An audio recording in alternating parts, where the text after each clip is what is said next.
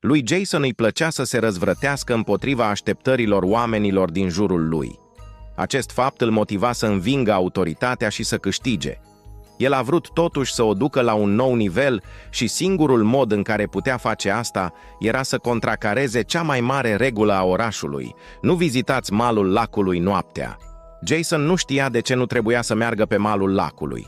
Și-a imaginat că era o superstiție ridicolă care nu era susținută de niciun motiv legitim. Nu s-a vorbit despre asta și nu încercaseră să rezolve problema care îi împiedica să meargă acolo.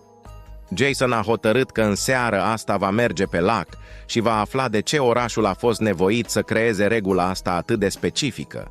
Întorcându-se la casa lui, a urcat direct în cameră. Părinții lui erau ignoranți și lui nu-i păsa prea mult de ei. A făcut-o cu mult timp în urmă, dar cei doi erau prea pierduți. Intrarea lui în casă, fără un salut de